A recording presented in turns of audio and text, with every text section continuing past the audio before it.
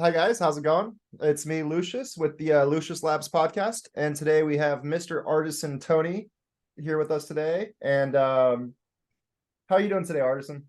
I'm doing great. It's good to see you again. It's good to see you too.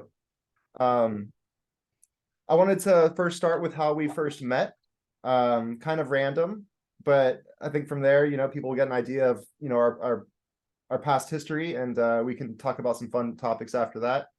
But I basically was on just living life like a normal guy, and I saw Mr. Elizondo out there saying, hey, there's these UFOs, we don't know what they are, what could they be? Well, it just so happens I ended up writing several books on the topic, and so I made a pretty wild YouTube video. I'm not gonna lie, I kind of went for the whole like crazy madman scientist imagery when I made that video. And Artisan happened to see it, and he decided to have me on his show. So Artisan, you have a show, right? People I find interesting podcast. Yeah, I call it Pi-Fi. People I find it interesting. And I've got about 80. What's funny about that is I've been doing that for almost, I think, over 10 years. It's just recently I've tried to, make it a little more organized and try to invite some more higher profile guests. And like you, I I don't know if I consider it more higher profile, but I do appreciate that. I'm Um, always seeking out, alternative views on things. I've always been afraid of being single-minded or not open-minded, and that's how I found you. I'm always, looking for those. And when I saw you talking about the books you had written, I thought they were pretty awesome. And this is what I don't understand about some people. You can like someone and their theory without necessarily going, not understanding or going along. I don't want to say going along. That's kind of a negative connotation or whatever. But you don't have to. Some people seem to think that once you befriend someone and you're talking about their, I've talked many times on Pi-Fi about your books and your theories. Um, I just think it's good to keep an open mind, and that's why when I saw you, I was like, this guy, he's smart, he's articulate about his theories, and I just thought it was pretty cool. There's not that many people out there, honestly. And this is one thing I've been kind of debating with people on Twitter lately, is that there's not that much public debate in science. There's not many people like you putting themselves out there, you know, um, taking that chance, taking the criticism, you know. But that's, to me, that's science, you know. That's the yeah, nature. That's the nature of science. yeah. I mean, in short, just to keep moving forward, I wanted to say thank you, because I don't think that my work would have made it to Mr. Elizondo if it wasn't for what the work that you were doing, right? So Well, yeah, I had luck with that too, through Kurt Chimungle and other, well, or the Big Phone Home Show helped me out with that. So you know how it's funny because we're all just out here trying, and we're making the effort, right? We're putting in the effort, and that's where it pays off. That's when things pay off. that's true. Um, yeah, so I mean, we were talking a little bit before the show started, and so I wanted to go over how we had first met, which we kind of just did, and then basically, in short, we'll jump right to it almost, because I think people have seen us speak before. What got you into UFOs originally? Like, Well, it's a long story, but when I was about 12 years old, I thought I saw, a light either at my bedroom window or come through my window, and it's really bizarre. My father put me in football before I literally don't know when I started. I was so young. I guess if you start at 3 or 4 years old, that's when I started. And we had been practicing that day, and I had almost I had almost fainted, and I was really exhausted. And so I come home, get cleaned up. It's really late at night. There's, I see this light, bright light comes through, and I don't know how to explain it, but you know how it is, the old television screens when they're on, there's no channel. It's just noise. Bunch of That's static. Yeah. that's just static. That's basically what I saw. And then I went out and I woke up the next morning. So I've never actually talked about that much. No, but you've mentioned it before in the past, just Yeah. kind of I just don't like think that. I haven't talked about much of the detail before. So I never really knew what happened. It could have been some sort of heat exhaustion or whatever. Or I have a history of lucid dreaming and uh, frankly, uh, very vivid dreams. Basically hallucinations in my dreams. I call them hallucinations because I feel like I'm totally awake and I can move. Where some people are say they're paralyzed or whatever. I'm just like, no, I'm out of here. I think I run off two wives because of my you know I don't want to call it PTSD because that's disrespecting vets and people who've been through battle or some real trauma in their life. But I don't know how else to explain it. That experience has followed me through my entire life, you know. And even every night I'll have some sort of weird thing going on. Well, that So was one thing you mentioned to me. I think might have been one of the very, very first shows we did together, almost a year and a half or 2 years ago at this point, was that you said that sometimes your dream world is more real than your awake world. yeah, And and I think my first wife thought I was crazy, and my second wife thought I was crazy, and now I'm living in a tiny shack in the woods because people, if I'm around them for an extended length of time, they come to think I'm crazy, but I'm actually not. I don't think. I think I just have these very vivid experiences, and there's some kind of cross between, and that's one thing I liked about that I was attracted to your channel, you and your books, because you speak about you know the rhythms that we go through, at night when we're with the beta and theta, the sleep, our sleep habits and cycles, and that all kind of made sense to me. And and and I went through a period of time when I thought meditation would help, but it made it more bizarre because I had gotten to a point, that point where you almost feel like um, you have that. It's almost you know what I'm talking about with it's almost the cross between, and I don't know any terminology. Okay, I know nothing. Okay, so this cross between the yoga where you feel the energy coming up through your body and then you're meditating at the same time. I was reaching a point where I would feel like I was going to, not pass out, but just kind of go unconscious because of that, reaching that point. And then later in the night, I would have the most vivid dreams. It was almost like I was releasing some kind of chemical in my brain, and then at that night I would have.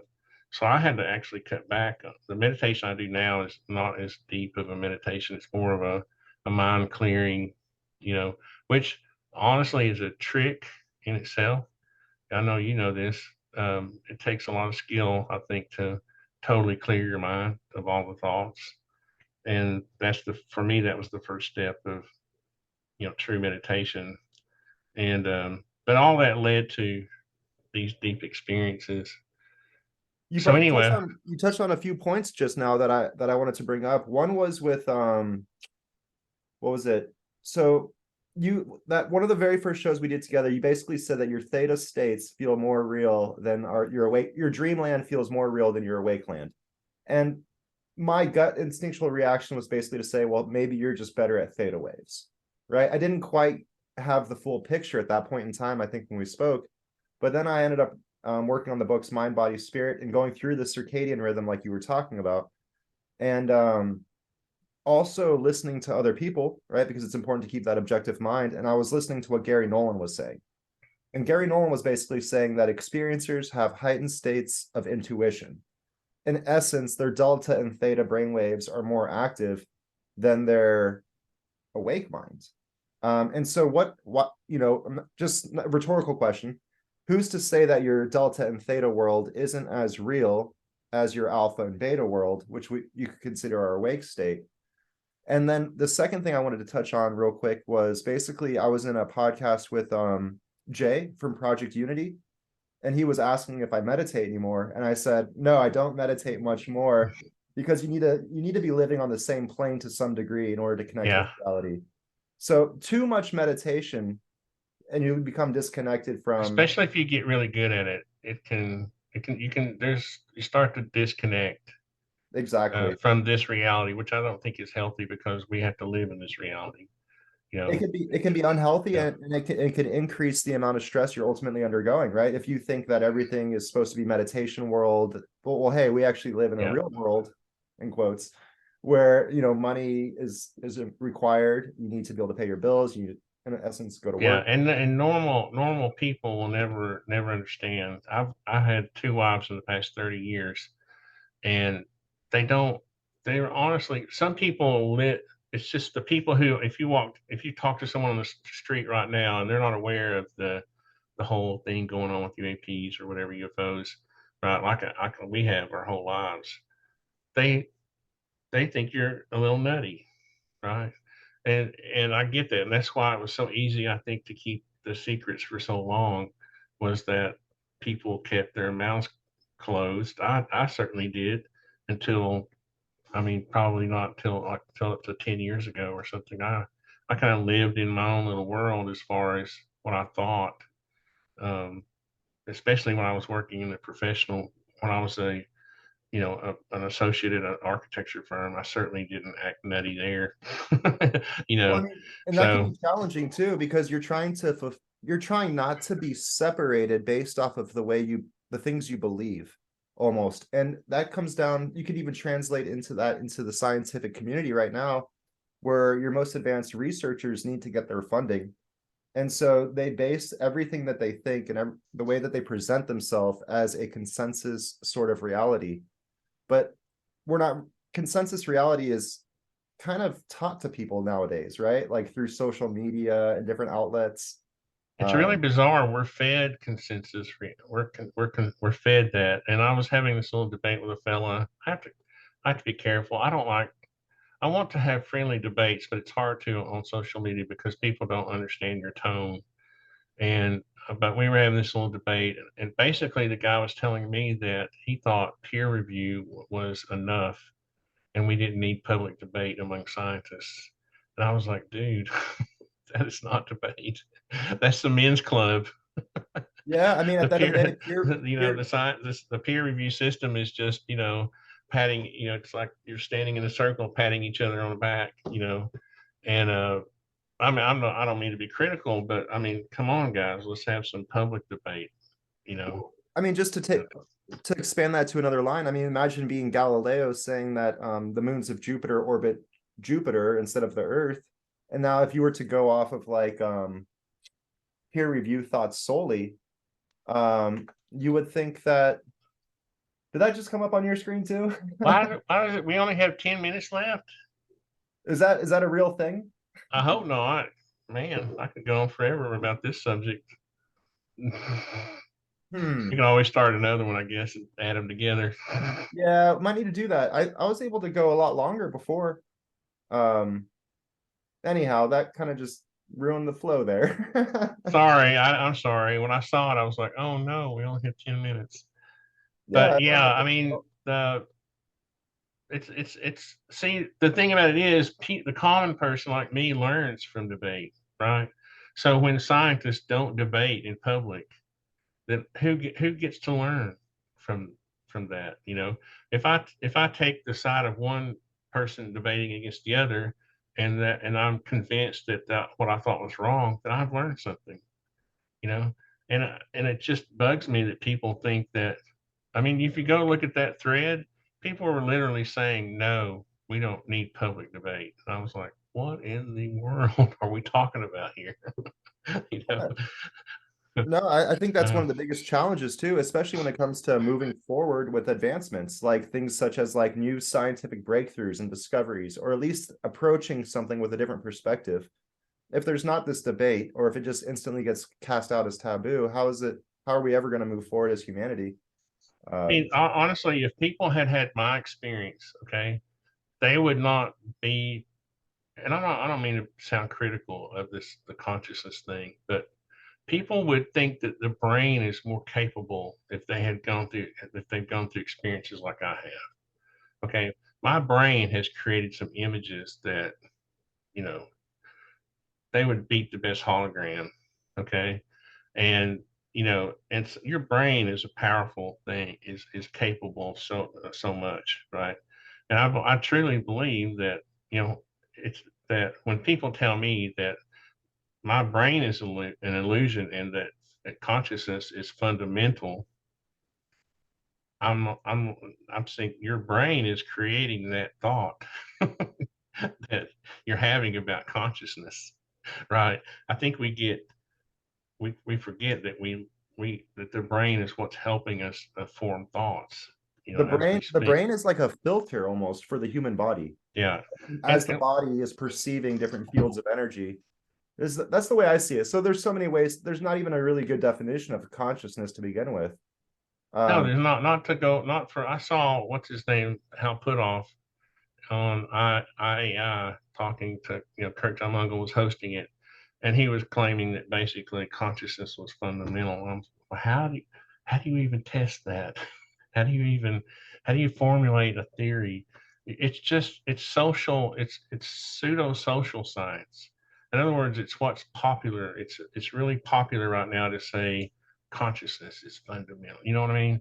well, When that was when like when I was doing a lot of work with the startup community almost, and everyone would use buzzwords, innovation, yeah, green technology. So I think consciousness is somewhat of a buzzword right now. it is There isn't, ontological shock. There's all these buzzwords, yeah. and it's almost hard to get on Twitter sometimes, X, whatever it's called.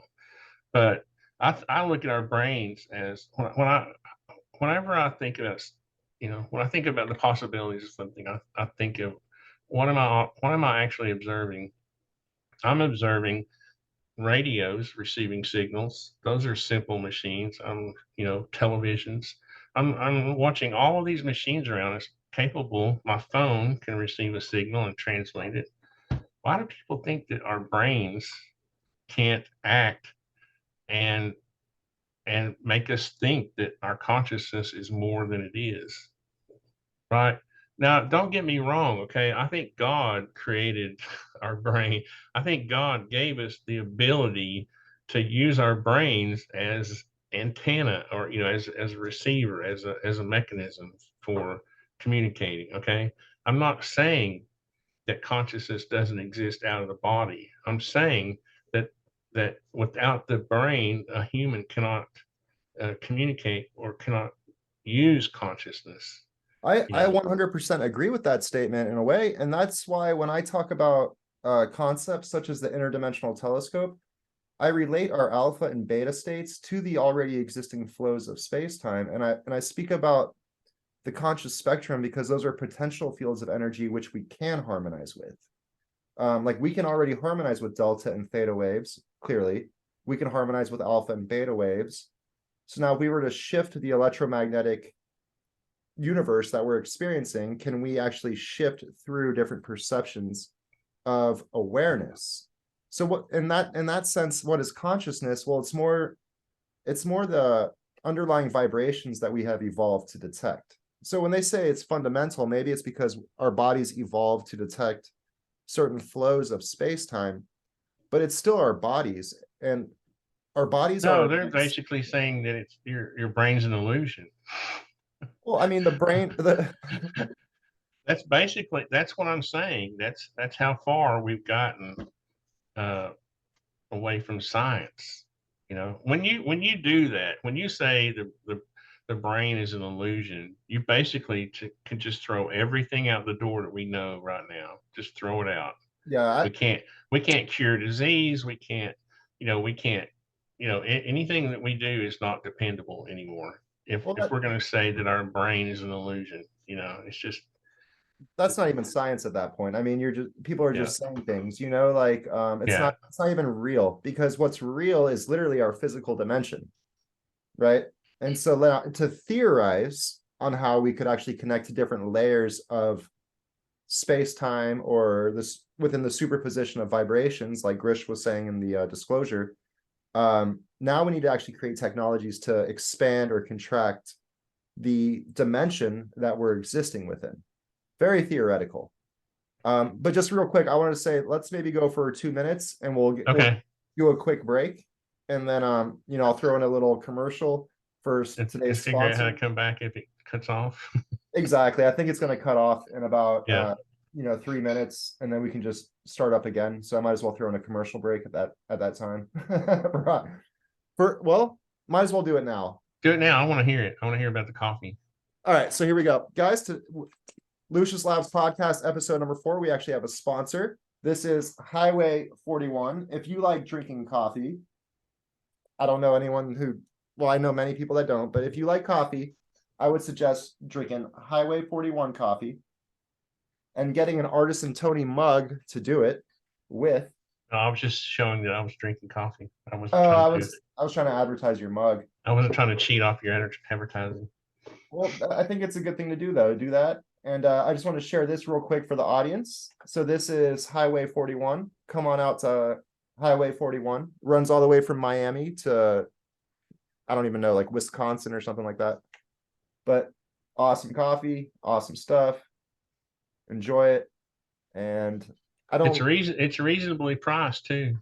I don't like doing advertisements, so I probably won't get too many more sponsors, but might as well. No, I think it's cool. I mean, there's nothing wrong. I think you're a good guy, and people want to see you succeed. I do. I don't think there's anything wrong. Well, I appreciate that. And we'll do a quick break and start right back up. Yeah. Awesome. Yep. Highway 41 coffee is the best. Anyhow, back to the show. During the break, I went and ordered some. Oh, nice. It's pretty reasonable. I got the espresso. I like the darker roast. Very cool. Yeah, I can't wait to get it. I know they're a new company, so I think that they'll appreciate that. Very cool. And that's your, it's someone I'm close with. There's no question about that. But what was it? Sorry. It's not me. Okay, it's not me. Yeah, it's not me. Yeah. I'm not selling you skateboards, although you can. It's not me either. I wish I could roast my own beans, but I can't. But I guess back to the topic, we had gone over the different states of awareness, what consciousness is, which there's no real good definition of to begin with at this point. But one thing that you and I have spoken about several times is how there have been disclosure movements in the past, right? There was the Blue Book report. I think there was another one called the Condor report. There's been several that, I mean, not trying to like throw age in here or whatever, but you've witnessed more than I have. No, yeah, I mean, I don't mind that at all. I mean, I feel young for 6. Like I don't feel 60 years old, so that's good. I don't mind people talking about age. The thing is, since I did go through what I thought was an experience at very young, I had even whether it was real or not, they put me on a path, right? They put me on a path of loving Carl Sagan and uh, Stephen Hawking, and you know what I mean. It put me on a path of loving science and discovery of new technology and new, you know what I mean. It was just it was awesome because I knew when I was a kid I was going to be, I wanted to be a builder, but I also didn't want to be just that was the only thing I knew how to do, So not that I actually ever learned science, but I tried.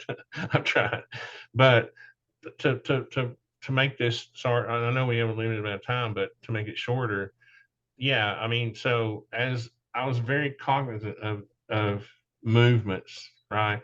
So you would have those times in the 70s, you would have Jimmy Carter talking about his experiences. I actually helped start Habitat for Humanity in Chattanooga in 1987. So I actually got to go down to Americus, Georgia, and got to meet. I didn't get to meet him personally, but he was in a group of people that we got to stand around and, you know what I mean. I didn't get to talk to him personally, but so anyway, you know what I mean. So we've gone through these periods of time where you get excited and then it goes to sleep again, right? For another 10, 15 years. And so people think I'm a skeptic when really I'm just kind of over the whole, you know, I have a very high standard for the word disclosure, you know. Well, that leads to the question almost. I mean, I made a video today, not to be rude or anything, but I was like, people are waiting for the government to tell them what to think instead of doing the research and everything on their own. It seems Yeah. to fall in line with what you're saying in a way right now. And I think you have to rely on your intuition a lot, you know. I mean, I don't know if you've seen my little board where I've got all the players, uh, and I feel like it's obvious that there's some sort of effort and it's organized and people. And so when I speak about Grush or people like that, people think I'm criticizing him. I'm not criticizing him. I think he and Elizondo, Mellon, all these people are doing a job and they're probably doing a good job. And I like these people. Okay. I'm not a skeptic in the way that um, I don't think they're good people or that they're not doing a good job. I think they probably are. And it makes me wonder why why our intelligence community feels like they need to do this job. It's Well, kind of it's not alarming, but it's a the bar has been raised from all of these phases that we've been through. I've been through before, but this is why, I may seem like a skeptic because you just get tired of being told you're going to have disclosure.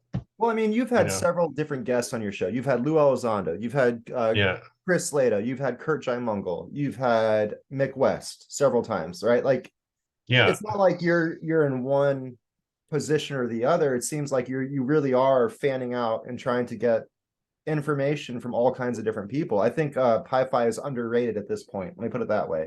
Like, you've spoken to so many different types of people within the movement. Bernardo Castrip was a really good catch, and he's coming back in October. But Awesome. Yeah, yeah, I'm sorry I missed it last time. I wish I could have been there.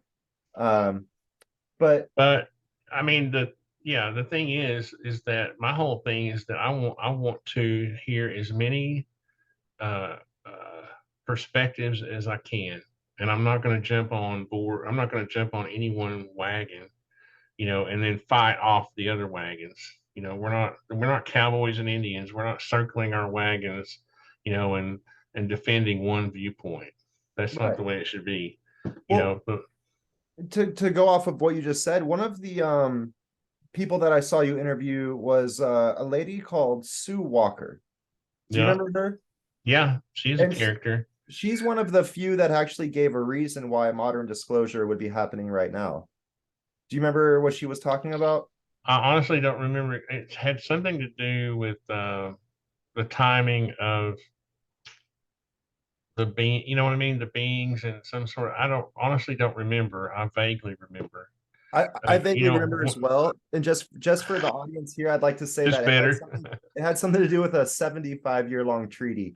I'm not There saying you that's go. real. Okay. Yeah, yeah, yeah. Okay, that's true. Yeah, Yep. I So, remember that. so if you guys want to learn more about this alleged, because I don't know, 75-year long treaty, check out the episode with Artisan Tony and Sue Walker. I think that might shed some insight into why disclosure could be happening now. Um, but And that reminds me that, when you meet people and you talk to them in person just like we are right now, you get a different perspective. People think she's nutty, she's crazy, you know what I mean? But when you talk to her and you see that she's sincere and her husband's sitting right there and he's chiming in and he's agreeing with her and they're telling the stories that they've had together, their experiences together. It's a different experience when you talk to people like that. So I don't know if I believe everything or think everything she says is accurate. It doesn't really matter what I think about what she believes or thinks.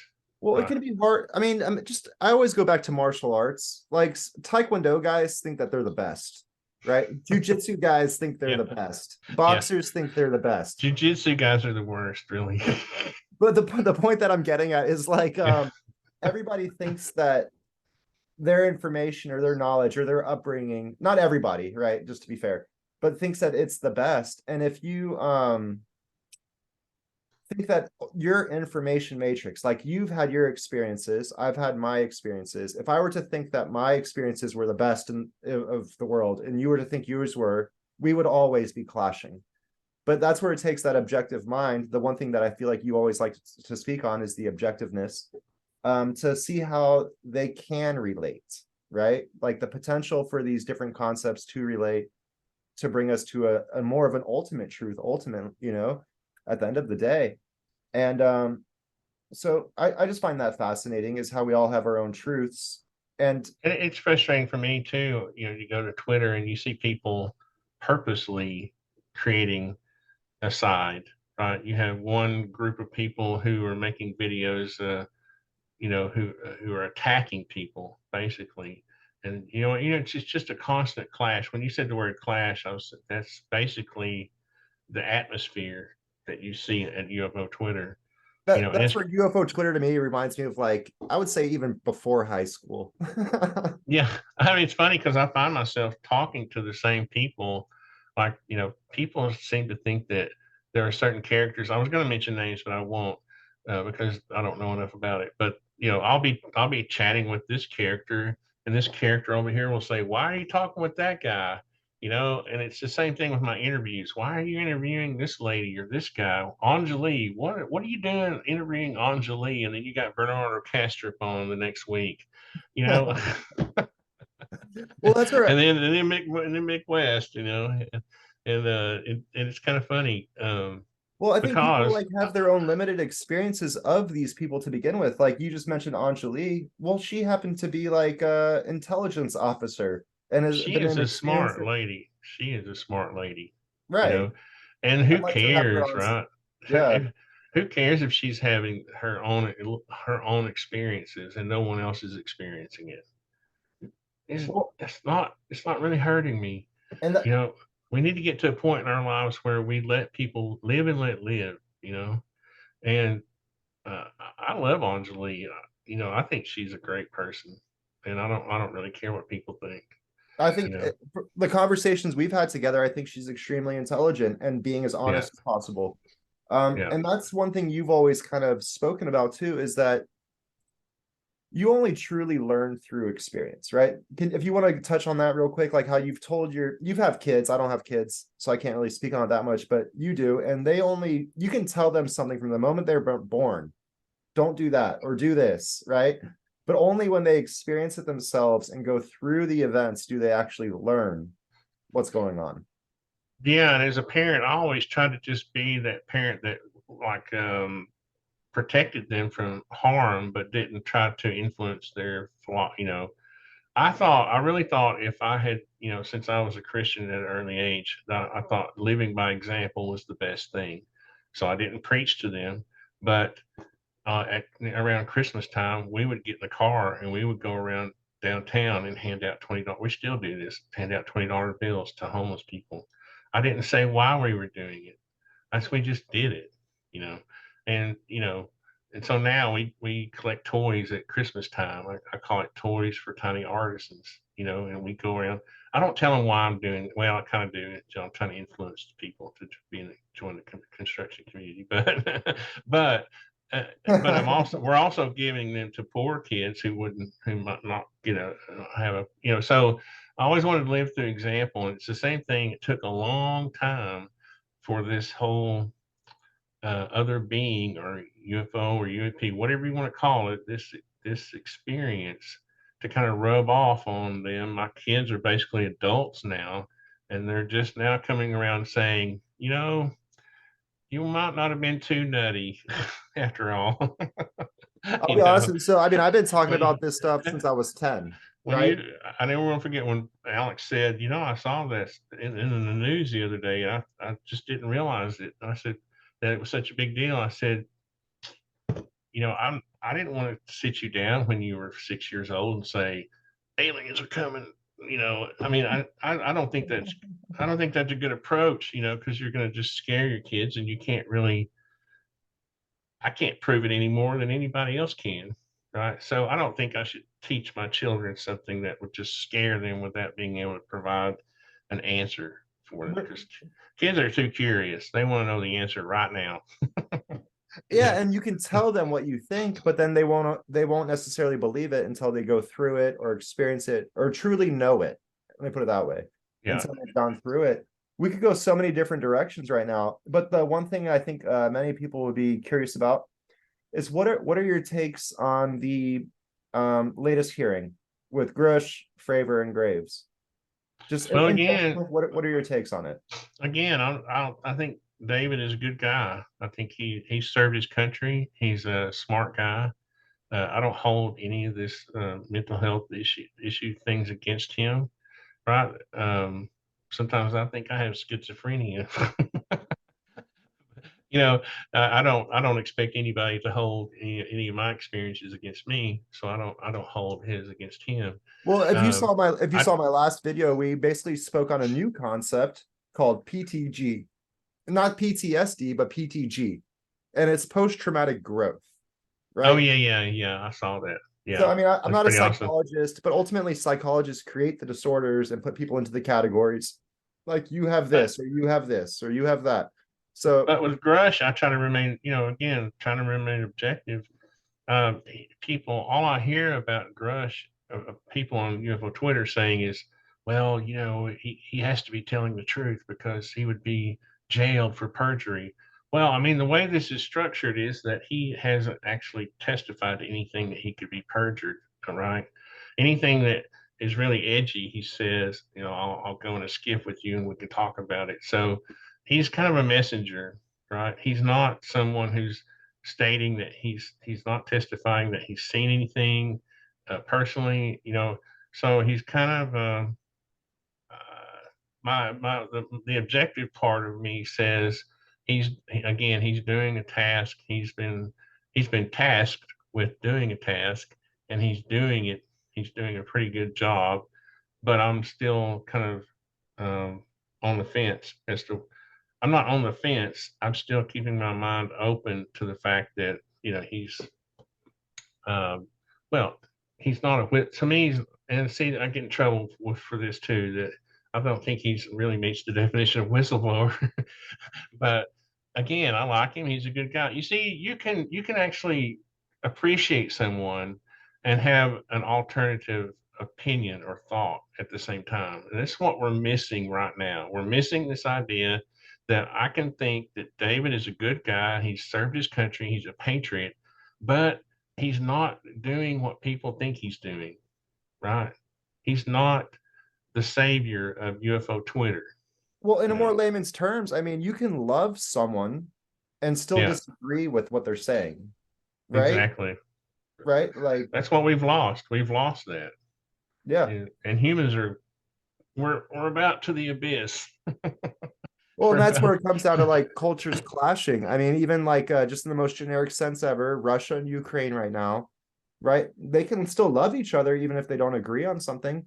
The same with US and China, the same with your skeptic versus your believer, right? Like all those things translate into the ability or capacity to even be tolerant or to love. And I think that goes a long way. Once you actually learn what you're describing right now, I think that goes a very long way for humanity in the future. Like you're saying, the next lesson we really need.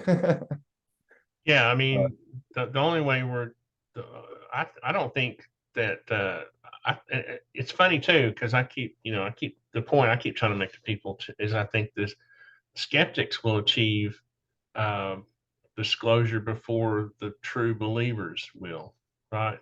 Because the true believers will basically accept the message that has been given to them. And that's what's happened for the past 50, 60 years. People are either too afraid to talk about it or they accept the message they've been given and it just goes to sleep and then that's it for another until some other happening, until the intelligence community decides to release a video, and start some other little phase. for I don't want to say a distraction, but because that gets into conspiracy theories. But I'm saying there has to be a reason. Nobody nobody does anything for no reason. That's what I have come to learn in my life. That everything we do because we think we need to do it. Right? Whether it's going to work, going to sleep, driving your car, just sitting around. I need to sit around because I think I need to today. You know Or what I I mean? need sleep. I'm tired, so I need I to need sit to around sleep. some I more. gotta sleep. So there has to be a reason that people we're not having congressional hearings for nothing, for no reason. And I'm excited to talk to Tim Burchett on the 28th. So I finally got him to come on. And Congratulations. Yeah. I mean that yeah, sounds awesome. I saw also you have Dan Warren coming on pretty soon, tomorrow, tomorrow. And then yeah, also Doc, I've spoken with him before too. Dan Villers. Dan Millers, there you go. Yeah, Yeah. he actually got invited out to Skinwalker Ranch, um, and met Brandon Fugel.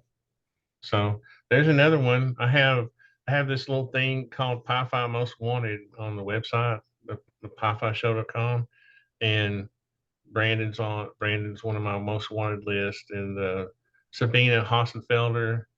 Have you seen any of her work on YouTube? She's Who? a Sabina Hassenfelder. She's a German physicist, and she's awesome. She's on my most wanted list, and I actually have a reward for people who help me get these people on the show. So it's kind of funny. I'm trying to do it a lot harder thing, you know. Um, That's great. but I like what you've been doing with your show. anyway, I didn't mean to go off on that because I know we have a limited amount of time. But Oh, you're good. You're good. yeah, I really like what you've been doing with your show, you know. well, I think I've seen your last two podcasts. I think I love the pragmatic approach and the direct approach and the scientific approach and just the, you know what I mean? We need more people like that. So many people in the podcast business prepare their shows almost like a Hollywood scene where I gotta act this way. I gotta have, you know what I mean? It's gotta be a performance. And you can tell the people who don't have to practice, you know. When you're knowledgeable about the subject, when you have an open mind, when you're objective, you can flow. These things can just flow, you know, these Well, podcasts. just to be completely, I'll be always honest with the audience. I did have a little bit prepared. We were going to talk about how we first met and then go from there. Oh, I don't mean that. I'll usually have a list of questions. Kurt Mungle taught me that. It's kind of funny because he made me send his list 2 weeks in advance. So I've just kept doing that. Well, I think that in a topic so caught up in controversy, it's important to be as honest and direct as possible. And if you send them list of questions before the show, then it becomes very artificial. And I'm not saying that like the Cold Hard Grush interview was artificial, but I know that they took a few different takes while doing that with News Nation, right? So like they made sure they had the right words, they did the right things, they spoke very clearly. And that's what I've been trying to do recently with my sunset videos is be as real as possible, meanwhile presenting information. So I appreciate that. You know, that's I good. was really surprised that he didn't somehow let them know um, beforehand that the mental health issue was a taboo. Um, if I had had that in my past, I probably would have said there's things I do and don't want to talk about. You know, I spoke about that earlier today, actually, with my brother. I said if they really wanted to avoid that, you should come out and admit every single thing that could be seen as negative to discredit you. You should admit that on your own. The very yeah, first, like you should admit that. Like I've admitted before, like I've had traumas in the past with past relationships, past experiences. I've tried to present this work to like aerospace companies and I get laughed out of meetings. And that causes trauma over long term, you know. yeah. Uh, No, that's why I said earlier I wish there was another term for PST, PSTD light, because sometimes I feel like I have these but I don't want to say that because there are some, our vets and other people. I know people personally who suffer from, you know, PTSD, Well, we full all blown. You I don't know, think I don't think there's one human on this planet that doesn't suffer from some type of negative experience. So yeah, maybe a different word might be the right way to do it, but I've spoken about the PTSDs in my life, and how everyone yeah. has them. Um, but I then think I think it's because I know so many vets and so many contractors. Like I know as many contractors, private contractors who fought as vets, right? And they really have gotten into some weird situations that normal that normal military doesn't get into. And even my brother did some contracting when he got out of the military, and he suffered from PTSDs for the rest of his life. And do it was they have a do they have a name for something that like a so post-traumatic stress disorder is basically like, so something bad happened to you, now you suffer a stress. Is there a word for like keeping secrets and suffering a stress disorder because you've had to keep a secret for a long time? I I don't don't know. know. I'm I asking. I don't have know. no I'm idea. saying, but I know that's part of therapy, right? The therapist will get you to speak about the things that you're keeping inside. So I think I'm that would sure be a there's. different type of stress disorder, is having to keep a secret for a very long time. Oh, I see what you're saying. Yeah, no, yeah, I would be a terrible. It's like I was even joking with Louis Elizondo one time and said, "Hey, you can tell me anything you want," and I was kind of laughing about it, but I was thinking, "Wait a minute, no, no, I don't want to know anything that you know." I can't keep a secret with a crap. And because I just think it's really exciting to share information. You know, I would be a terrible information. I would be a terrible CIA guy. I can keep things confidential. I was building that boat for like 3.5 years. I didn't share it on social media at all.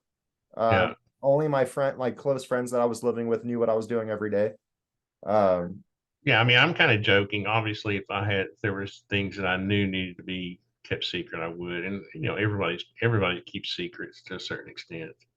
But I just remember that feeling of thinking, like you were saying, it's a pretty big responsibility, and if you can constantly pressure, it can cause constant anxiety, right?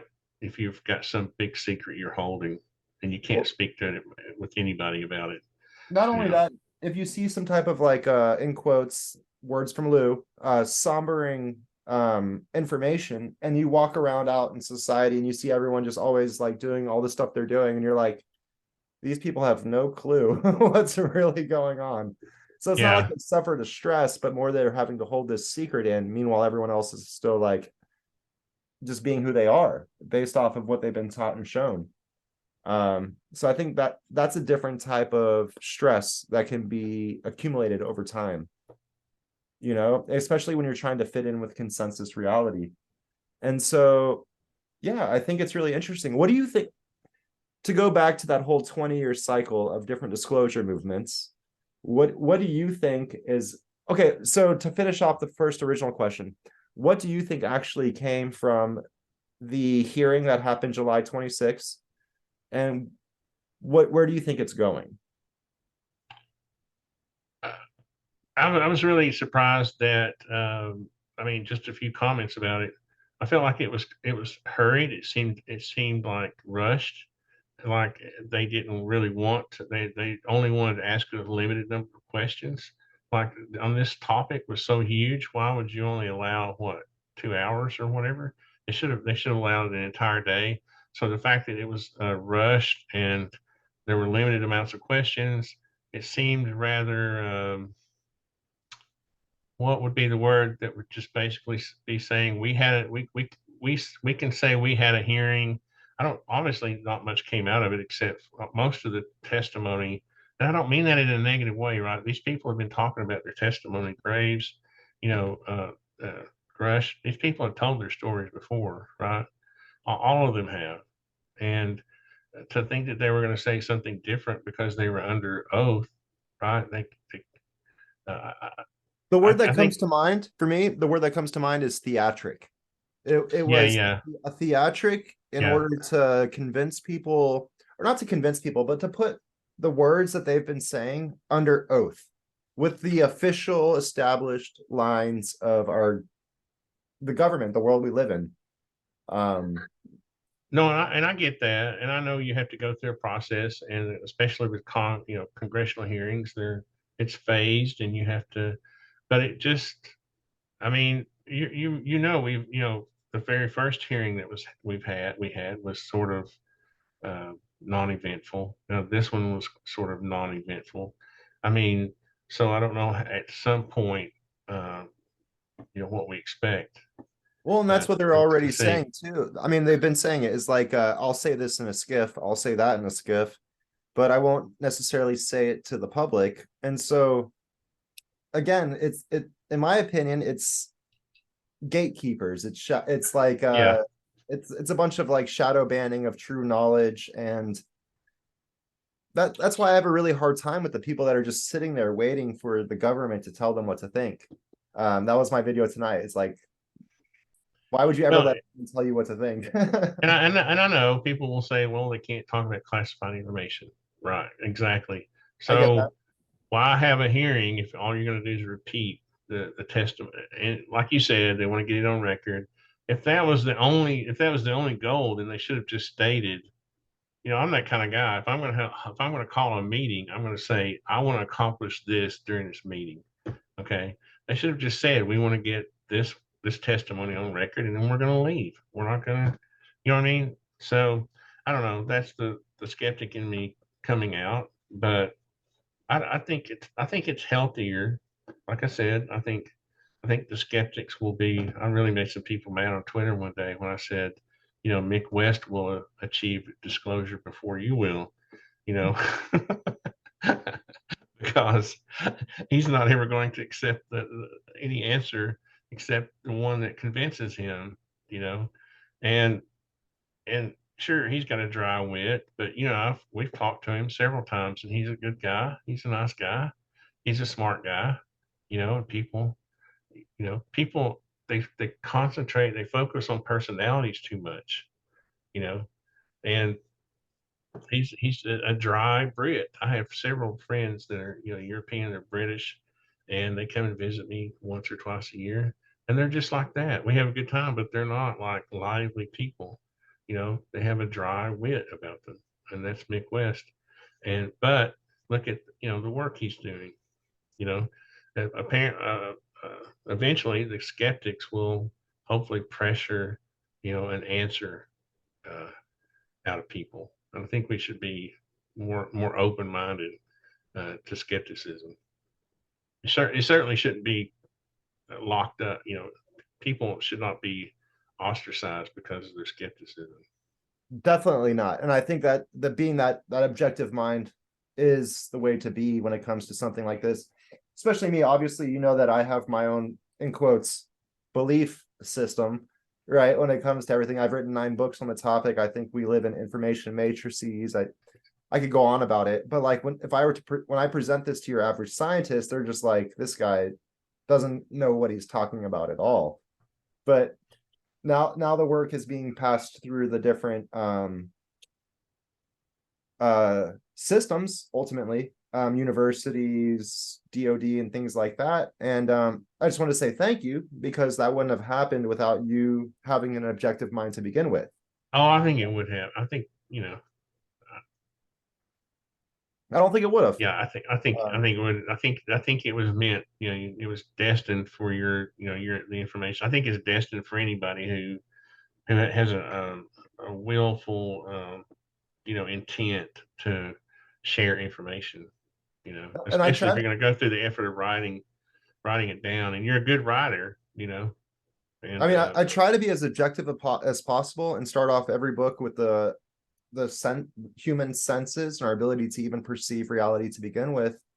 But now now Grush stated in Congress under oath, whatever that means, that maybe these beings are interdimensional.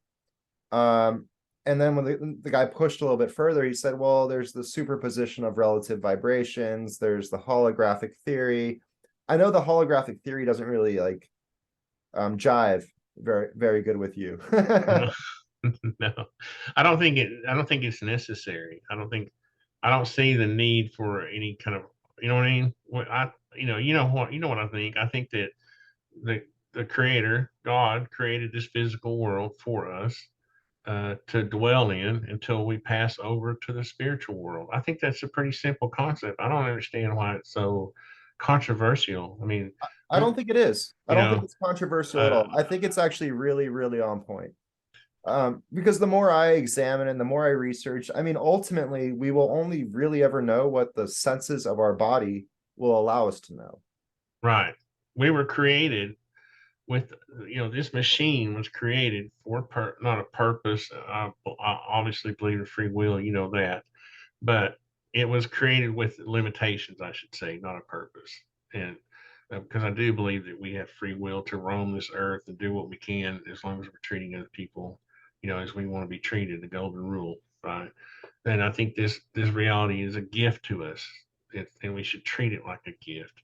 And our brains, are capable of tuning in to, the conscious is our physical ability to tune in to our creator, you know, and possibly other humans, you know.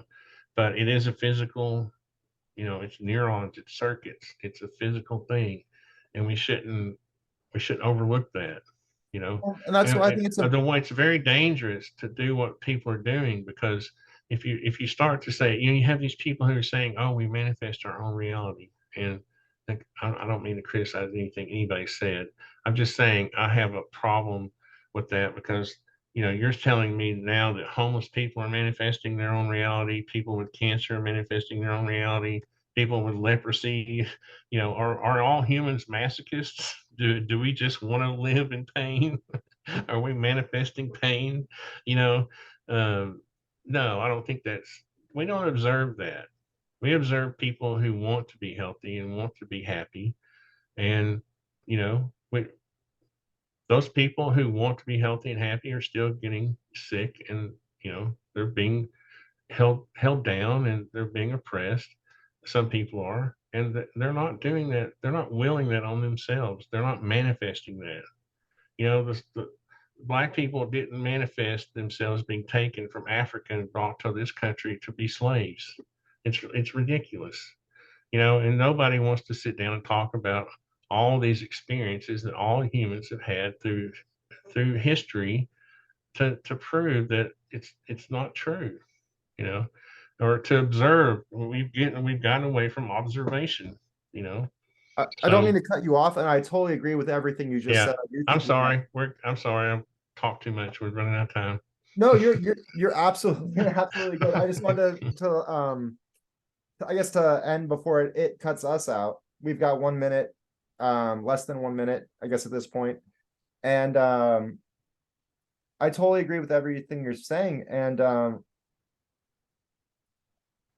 should we end it today and then come on for a second episode, or do you want to continue speaking for another 30 minutes? That's up to you. I can go on if you want to. We can go again if you want to.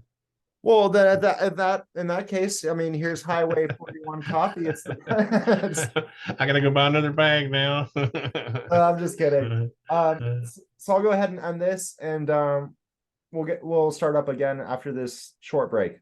Cool. Yes, sir. Thank you. Thank you. Yep. So that was a good Highway 41 coffee break. I really enjoyed my It was. I should get mine in the mail soon. I'm having to drink some weird Colombian special shout out to Highway 41. cartel beans or something. Yeah, no, I'm probably supporting the cartels. Don't let them know where I get all my funding. No, I'm just kidding. So we're on the third break here. This is the third section of this podcast, and we were talking about credibility and what determines your credibility, and how do things in the past affect your credibility, even if you have just written like. So we'll move forward from there. Let's do that. Yeah, and we were basically saying you were saying that you might lose credibility with one crowd and you gain it with the other, and how do you how do you you can't really determine that, but you can determine the information you release or you let people know about. But it is true. We live in that world where, we were talking about Joe Rogan off the air and his experiences with, ayahuasca and other drugs. And Well, he has this, I think he smoked cannabis with Elon Musk, like on air.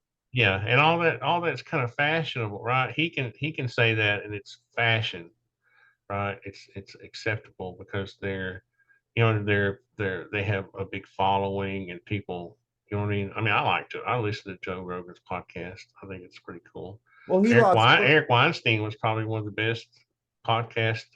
One of Eric Weinstein's best podcasts was on Joe Rogan, and but he kind of gets a break, on that.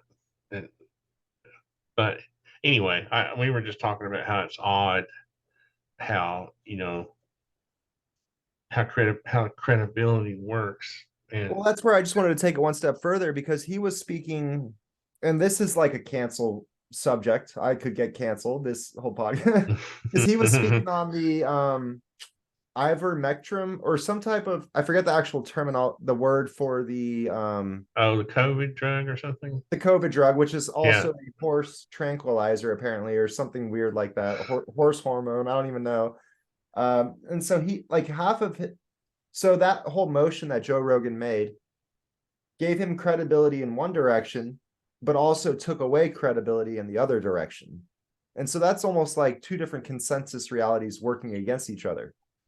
Right. And that, what's really funny about that is that when I saw him talking about that back when COVID was, obviously we were in a pandemic, I thought to myself, I want that kind of thing to work, right? But I'm not going to be the one, right? Because I'm not qualified to talk about what drugs work and what don't work, you know. So while I never got vaccinated, I wasn't going to preach to people about getting vaccinated, right?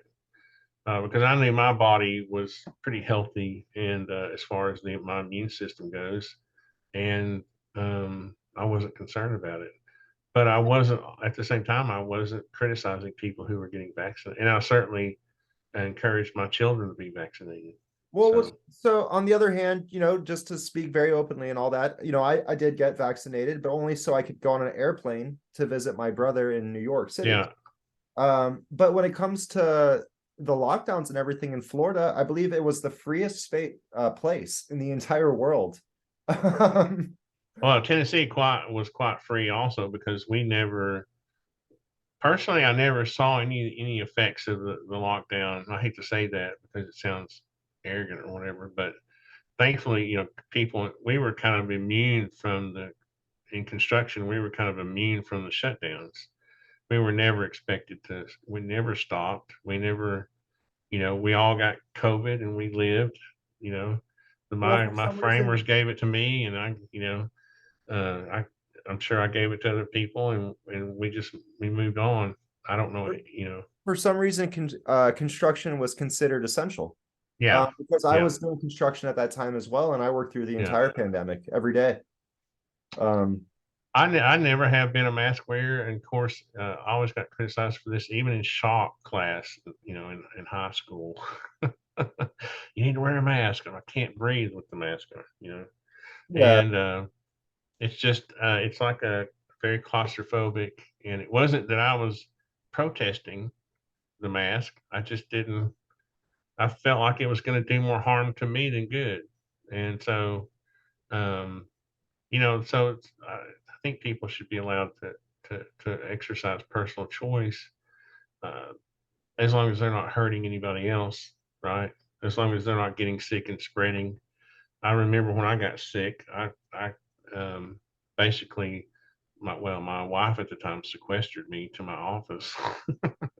Well, I think that's a smart thing to do. I mean, Yeah, with any with that with if you're yeah. sick, stay home. Like, No, I did that yeah, willingly. exactly.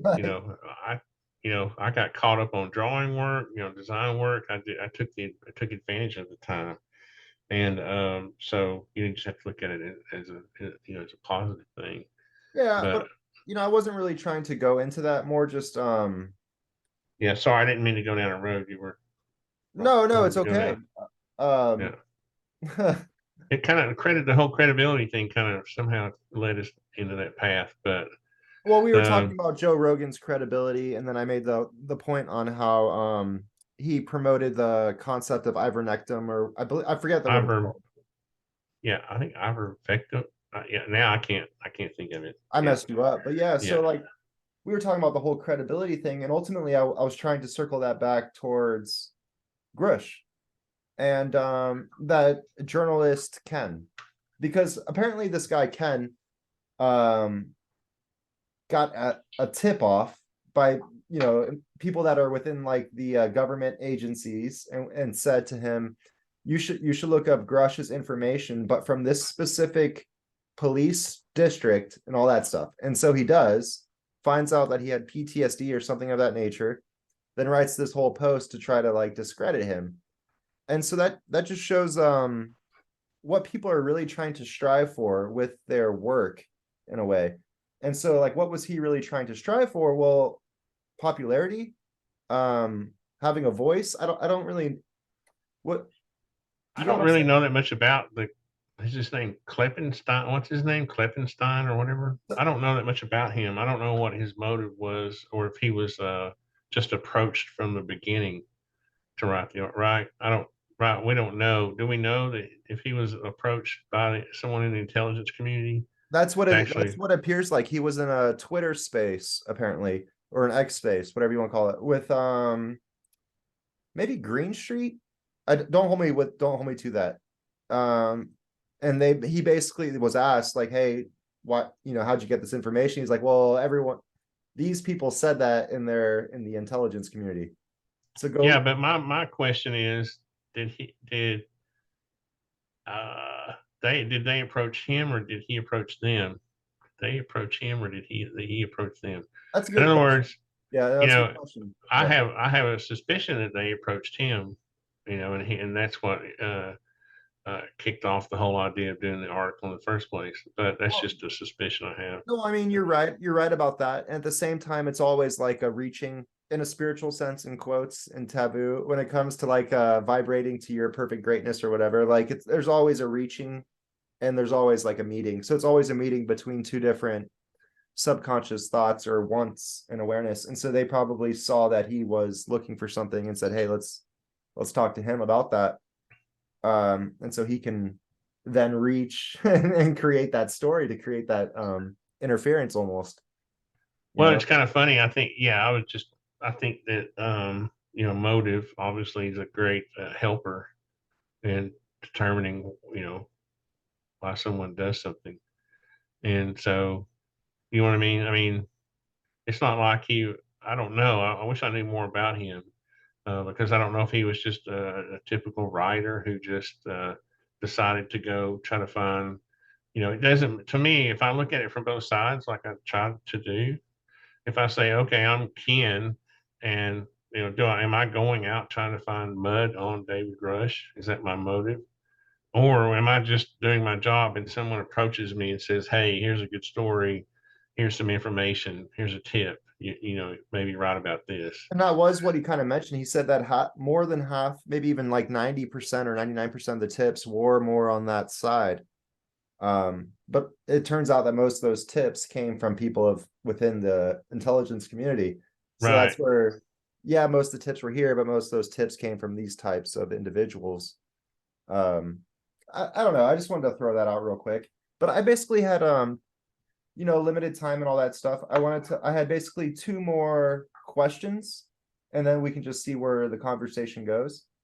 The first would be, what do you expect to come from the disclosure? And the second would be, what would you like to come from the disclosure? I hate to say it, but I honestly don't expect much. Just because, you know, it's not that I've been let down because I shouldn't personally like expect to be told anything, right? I'm not one of these people that says, "Oh, I have a right. I'm an American citizen. I have a right to know." I don't expect anybody to come tell me. So I don't have huge expectations. I think it would be cool to know, but at the same time, I understand that part of this may be connected to, you know, those terrible black projects where, maybe we're developing defensive weapons that might help us in the future, ward off Russia or China, right? So, it's a kind of a deep subject, and uh, but I honestly don't think any real secrets. Again, from my experience in the past, I don't. I just don't expect it. It's not, that's one of the reasons why Jimenez got mad at me like 2 years ago, was because he thought I poo pooed on his big phone home, but I was just saying I don't know what you're expecting to come of this. You Well, know, I think if you spoke with him today, he'd probably have a different I know, it's funny. I actually perspective. invited him on the show and he said he would come, but he doesn't seem excited about it. So it's not like I'm not a told you so guy. I'm not going to sit and say I told you so, because I probably didn't say exactly what I was thinking, but at the time. But I just at that time I didn't expect much out of Congress or anybody, so I'm not upset about it. I'm not going to be upset if we don't get the disclosure, even though I have a high standard for that.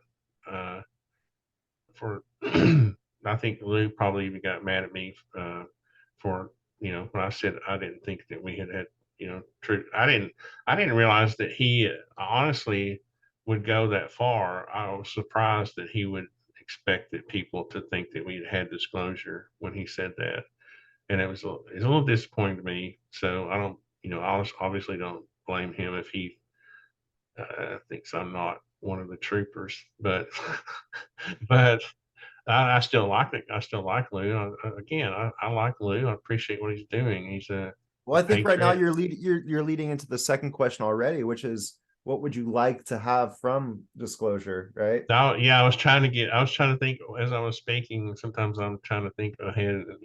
What am I going to say? But what would I like? I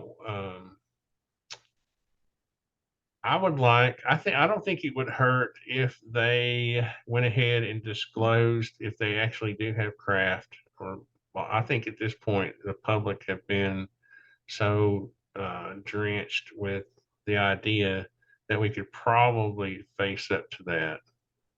Like, Although so I have a very vivid imagination, and I still think it would be a shock to most people. Because believe it or not, I don't think most people care or are thinking about it. You know what I mean? And so it will still be a shock to some people because it's just not on their radar, you know. yeah, I guess Uh, you're right about that because we only really know our experience, in studying astrophysics at the University of Colorado. There's literally 13 people that graduate with that degree out of 34,000. And like it's it's a very small niche group of people, and out of those people, even half of them don't even like consider those kinds of topics. So it really is a small percentage of the general population that thinks about that kind of stuff on a regular basis. But when you say like you'd like them to show us craft, are you saying photos or no, like physical. air show, like an air show where you can walk around inside? I think they need to roll out like they did the B-1, the stealth craft back in the 80s or whatever. I remember when they did that, it was quite it wasn't a shock, but I was in awe of the technology. Yeah, And and I and think it's it's inspiring. such a relief too, because back in those days we knew we had to have something, right? Just like now, we know there has to be something there. So when the stealth aircraft were rolled out, it was almost like a release of okay, we're not crazy. We have this, and it was actually a proud moment because we at that point we knew people weren't just sitting on their butts not creating anything. I want to know that people are creating, are inventing. They're doing science. They're inventing. They're creating. They're manufacturing. I want to know that about our country. I think it would help bring back pride in that. But I know at the same time we can't. China's so pesky; they're going to pick up any technology that we release. So, it's one of those things, when Well, you're that's where it involved. seems like the ultimate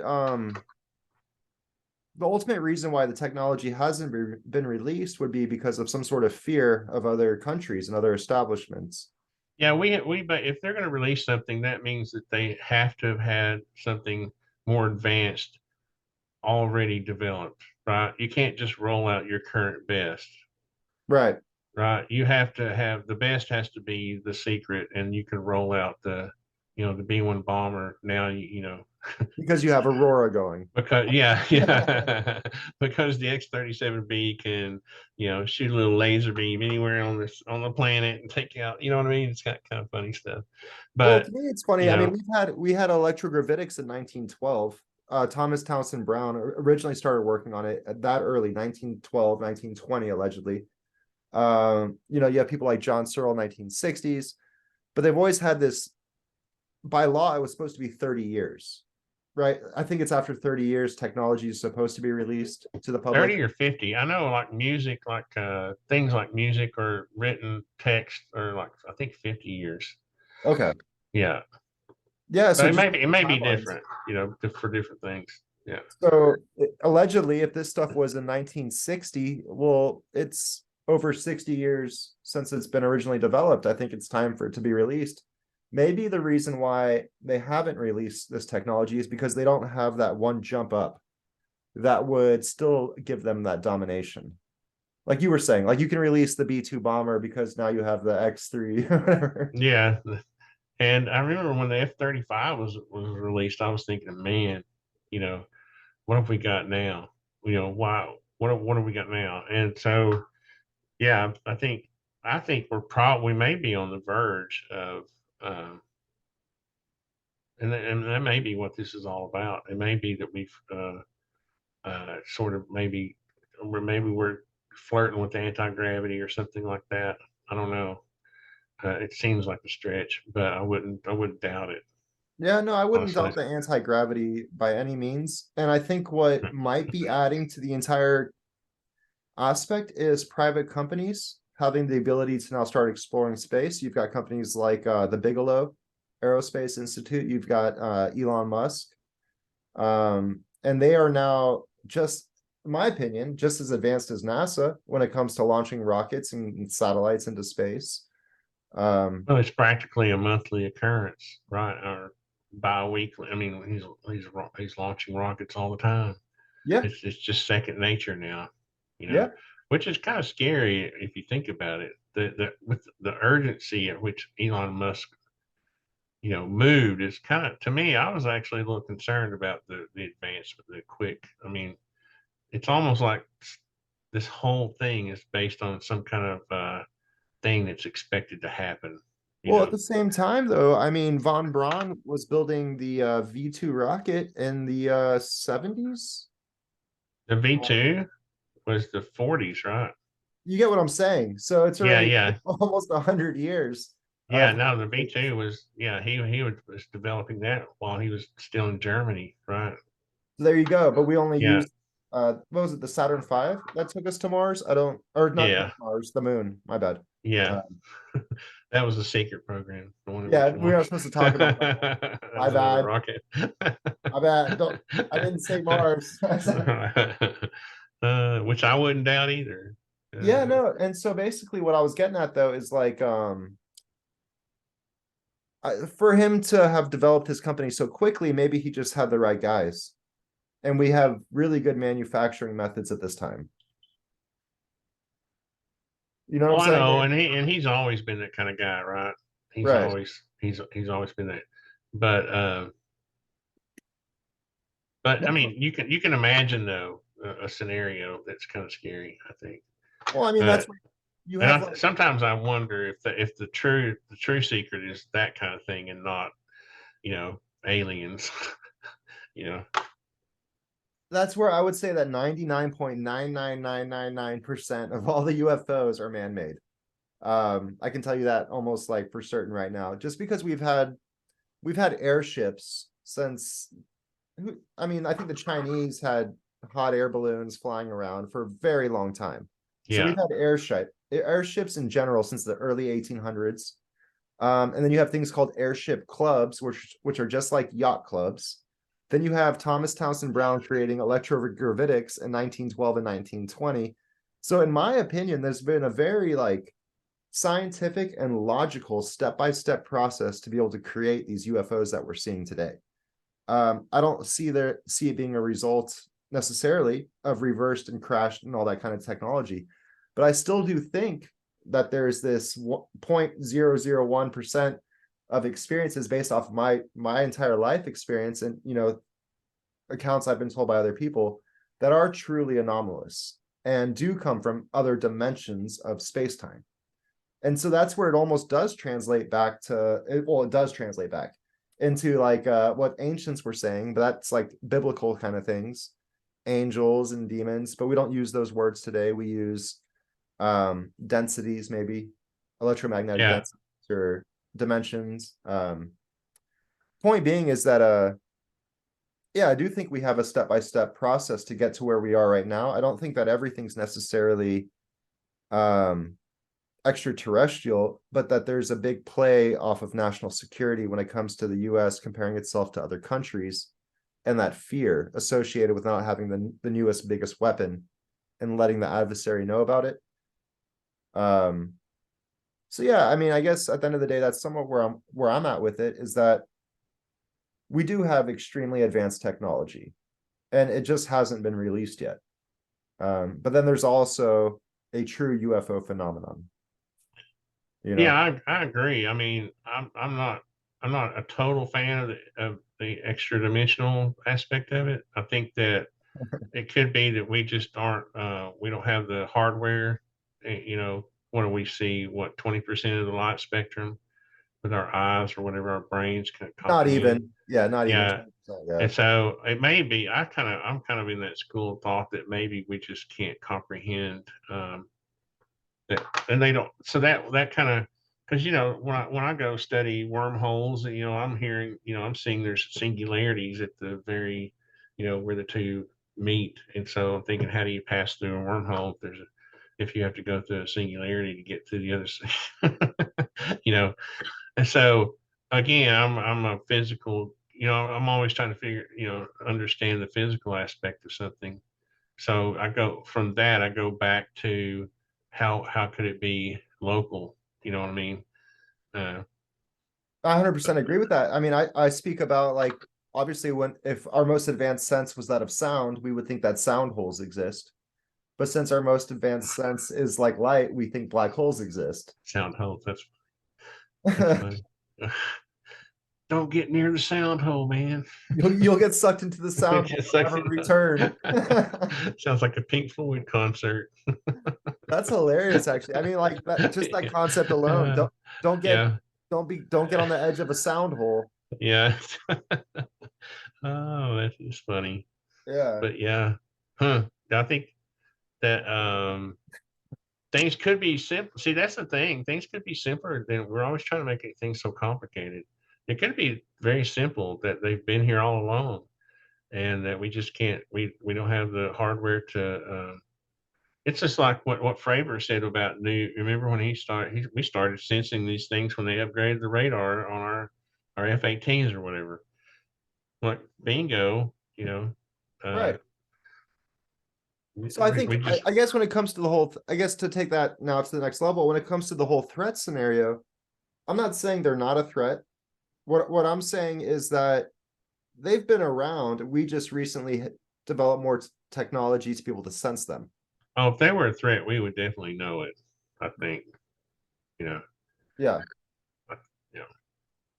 Well, we've got about 3 minutes left for tonight. If unless you wanted to do another entire like 30, but it's up to you. It's already 11:30, isn't it? I guess yeah, it might be good for tonight. Yeah, I might need to get to bed. So, well, thanks for having me. This was fun. I'm not used to being on this end of it. No, it's okay. I appreciate you being on one of the earlier episodes. I wish you would have been number one, but the first one came from it was a random email from I didn't expect it, just email came out of nowhere. He said, no, you gotta have somebody smart for your who was it? It was Samuel Chung. Oh yeah. Okay, I didn't know which one was first. Yeah. He helped make he basically translated a book called the Theopa Prophecies. I probably just pronounced that awfully wrong. Into Chinese, and it became a #1 seller out in China. Oh, like Ethiopia or Theo? There was like a whole bunch of vowels. It's like Theophia. Oh, yeah. Huh. But I guess to end it, Artisan, you have also written a book, or you release a book every year. Well, the thing I release every year is like a log, a journal thing for my construction company. It's basically a very simple log book, right? But it has excerpts from the book I'm writing, the Artisan Philosophy. So which I hope to have out for Christmas. Because 2024 is my 45th year in the construction industry and 20th year in business as Artisan Construction LLC. So it's sort of it's coming out for that anniversary. There you go. I just wanted to make sure everybody knew that you're Thank also Thank you. you're writing a book. It's coming out soon. I It'll don't have think I'll ever catch up to your 9 or 10 books, but it's just as big. I mean, my books are typically shorter. They're like 60 pages, and then I put them together to make one big book. I wanted mine to be like an encyclopedia. I felt like it would be more impressive. Well, sometimes less is more. I'm just making pages. Yeah. Well, it was great chatting with you tonight. Is there anything else you wanted to say? You know, we got like 1 minute left, basically. No, thank you. I appreciate it, and good luck with your podcast. Are you going to start like are you numbering you got a series going? You're going to number those. One thing I wish I had done 10 or 12 years ago when I started was organizing. Like I didn't start organizing them and sort of numbering them until like a couple of years ago. I So have. You're I have number like 4. 30 of them. I only have like 30 of them organized, and the other 50 are still sitting out there. I have to organize. So. Oh, I get what you're saying. Yeah. Hopefully it comes out as episode number 4 on the. Awesome. Thank you, sir, for joining me tonight. I really appreciate your time. I think all my viewers will really enjoy Artisan Tony's channel. He's spoken with people such as Lou Elizondo, Kurt Mungle, Chris Lato, Mick West, myself, to people like Anjali. Well, I was gonna say Anjali, but the girls that play guitar and Oh, music. the Presley girls. That's The Presley girls. That's to, right. Yeah, I try to keep the culture coming, the broad spectrum of culture. Yep. Yeah, and then anyhow, Night Strike. Night Strike, has he been on? Or is he coming? No, he was on your show, wasn't he? Oh yeah, that was a long time ago. I used to have a show called Monday Night Live, and I did like 50 of those shows. Those aren't even in my podcast. It's kind of funny. But anyhow, at this point we've got 30 seconds. All right. Well, thank you. I was gonna say highway coffee. I'll be talking. Oh, go ahead and do your coffee thing. No, we're good. I'm totally joking. Oh, okay. Anyway, thanks a lot, and I'll be talking to you about this podcast. Have a good night. You too. Yep. See ya. See ya.